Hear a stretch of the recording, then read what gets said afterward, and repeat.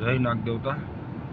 આપણે 3-4 દિવસ પહેલાં એક વિડીયો એક મહાત્માજીનો નાખ્યો હતો, જેની કુટી આપ બધાએ જોઈ હતી।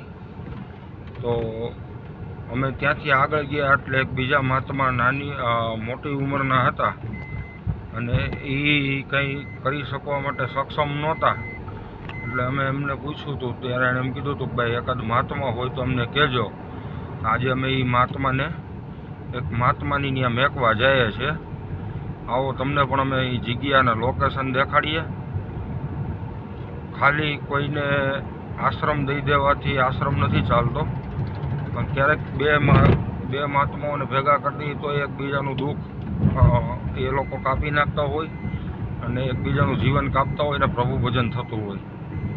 મને અમે આશ્રમ દેખાડવા લઈ જઈએ છીએ। એ આવી ગયા છે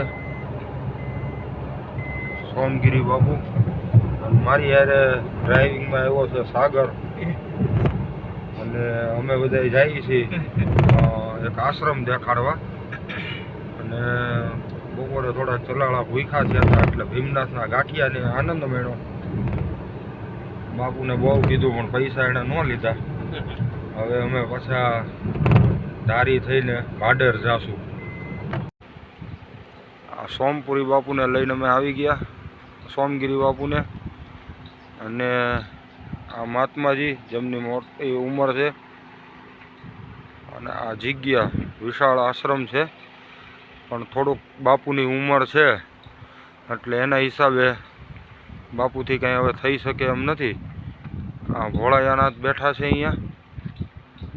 ખૂબ બાપુએ 5 વર્ષ અહીંયા સેવા આપી છે, પણ હવે તુલસી ક્યારો છે, એકદમ રમણીય વાતાવરણ છે। આ હનુમાનજી મહારાજ છે, પણ હવે બાપુની 75 વર્ષની ઉંમર હોવાથી બીજું હવે બાપુથી કંઈ એટલું સાફસૂફ થઈ નથી શકતું। એટલે મેં બાપુને કીધું, સોમગીરી બાપુને, બાપુ તમે અહીંયા આવતા રહ્યો આશ્રમમાં, એટલે બંને સાધુ એક સાથે રહી અને એકબીજાનું ધ્યાન રહે। ઓમ નમો નારાયણ। આવા નવા વિડીયો સાથે આપણે મળશું, નવા આશ્રમોની મુલાકાત લેશું, નવા સાધુ સંતોની મુલાકાત લેશું। ઓમ નમો નારાયણ। જય નાગદેવતા।